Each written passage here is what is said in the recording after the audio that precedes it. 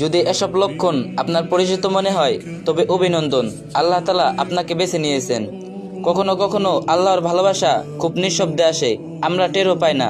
তিনি ঘোষণা করেন না, বরং আমাদের অন্তরকে পরিবর্তন করে দেন। আমাদের জীবন বদলানোর আগেই আল্লাহ আপনাকে নিজের দিকে টেনে নিচ্ছেন। এর কিছু সূক্ষ্ম নিদর্শন হলো, গুনাহ থেকে মন সরে যায়, এমনকি যখন কেউ দেখছে না।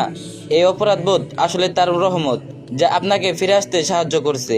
সালাত বাদ গেলে ভারী মনে হয়, ভেতরে এক ধরনের অশান্তি লাগে। এটাই আপনার অন্তরকে তার রবের সাথে জুড়ে দিচ্ছে। জীবনের পরীক্ষা কঠিন মনে হয়, কিন্তু ঈমান আরো মজবুত হয়।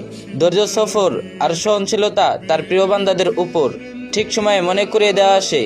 কোনো আয়াত, কোনো ভিডিও, কোনো বার্তা, আল লতিফ সবচেয়ে সূক্ষ্ম এর পক্ষ থেকে নিখুঁত সময়ে পৌঁছানো স্মরণ।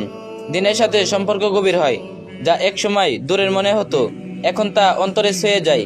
এটা তার হাত, যা আপনাকে আরো কাছে টেনে নিচ্ছে। দোয়ার পর এক ধরনের শান্তি নামে, উত্তর দেরিতে আসলেও অন্তরে প্রশান্তি থাকে, আর আল্লাহর ওপর ভরসা নিঃশব্দে বাড়তে থাকে। আর এখন আপনি এই ভিডিওটি দেখছেন, হয়তো এটি সেই নরম আহ্বান যেটির জন্য আপনার হৃদয় অপেক্ষা করছিল। এসব লক্ষণ নিয়ে ভাবুন, আপনার অন্তরকে সুরক্ষিত রাখুন, এগুলো মূল্য দিন।